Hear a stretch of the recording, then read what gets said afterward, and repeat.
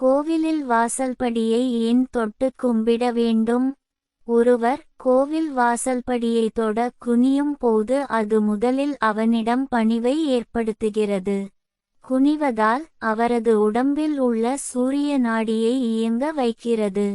படிக்கட்டை தொட்ட பிறகு வலதுகை விரல்களை நம் நெற்றியில் புருவ மத்தியில் உள்ள ஆக்ஞா சக்கரம் மீது வைத்து அழுத்த வேண்டும். இது நம்மிடம் உள்ள தீய சக்திகளை விரட்டும்.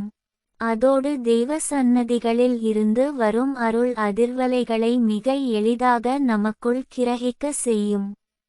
எனவே அடுத்த தடவை கோவிலுக்கு செல்லும் போது வாசல்படியை வலது கையால் தொட்டு உங்கள் புருவ மத்தியில் சற்று அழுத்தம் கொடுத்து பாருங்கள்.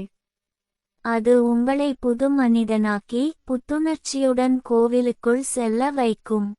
முருகன் பிடிக்கும் என்றால் லைக் செய்து சப்ஸ்கிரைப் செய்யவும்.